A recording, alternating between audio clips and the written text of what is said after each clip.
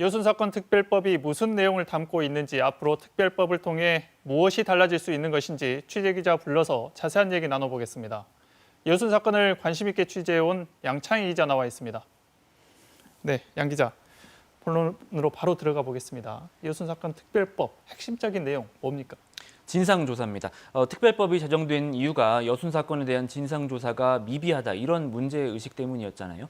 그래서 국가기구가 사건을 조사하고 완결된 보고서를 내는 것이 특별법의 가장 1차적인 목표입니다. 네, 국가기구가 사건을 조사한다. 이 대목이 가장 중요한 건가요? 네, 조사 주체가 바로 국가라는 것이 중요합니다. 국가의 공식 조사를 통해서 흩어진 사실의 조각을 모으고 여순 사건을 종합적으로 바라보자는 건데요.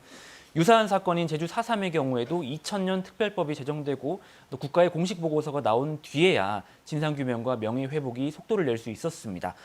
여순 사건 특별법도 마찬가지로 이 국가의 공식 인정을 통해서 오랜 세월 붙었던 이 반란이라는 낙인을 떼고 유족들을 치유하고 위로할 수 있을 거다, 이런 뜻으로 만들어진 거라고 볼 수 있겠습니다. 네, 여순 사건도 진상규명 시도가 없었던 건 아니잖아요?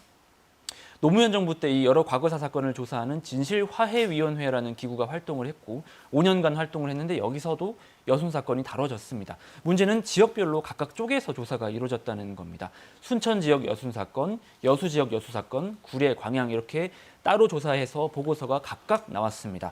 그러다 보니 조사가 단편적으로 이루어졌고 여순 사건을 총체적으로 이 하나의 흐름으로 바라보지 못했다라는 한계를 안을 수밖에 없었는데요.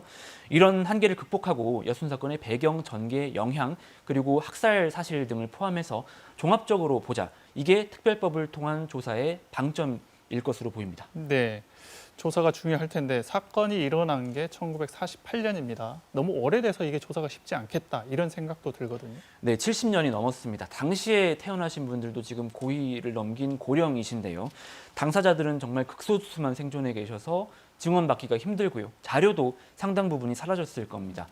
그래서 적극적인 피해 신고가 절실하고요. 또 이른바 가해자 입장에 선 분들의 증언, 고백이 필요한 상황입니다. 자료 확보 차원에서 보면 군이 개입돼 있다 보니까 국방부 협조가 필요하고 또 미군의 역할이 중요하거든요. 그래서 해외 자료 수집도 필요한 상황입니다. 네, 우리가 5.18 진상조사에서도 봤지만 조사 기간도 실은 중요하잖아요. 조사 기간 어떻게 되는 겁니까? 원래 법안에서 3년을 조사 기간으로 제시를 했습니다. 하지만 심사 과정에서 이 3년이 2년으로 줄었습니다. 그래서 2년이라는 기간이 이제 확정이 됐는데 앞서 말씀드린 여러 상황을 감안하면 이 시간이 결코 길지는 않습니다. 특별법에 유족에 대한 지원 내용도 담겼다던데 소개 좀 해주십시오.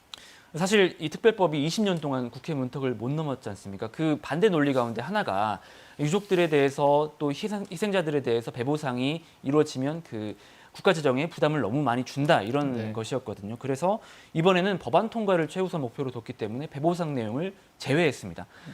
그래서 피해자에 대한 치료 지원금 정도의 내용만 담겨 있는 상황입니다. 장기적으로는 합당한 보상이 필요하겠다, 이런 생각도 드네요. 앞으로 특별법 과제 이야기 좀 해주십시오. 여기서 앞서 말씀드린 제주 4.3의 사례를 참고할 필요가 있습니다. 특별법이 제정된 지 20여 년 만인 올해 개정안이 다시 만들어졌습니다. 기존에 없던 이 위자료 지급 등의 내용이 담겼고 특별 재심 그리고 추가 진상조사, 이런 것도 포함이 됐습니다. 여순 특별법도 아마 이런 과정을 거쳐야 될지 모르겠습니다.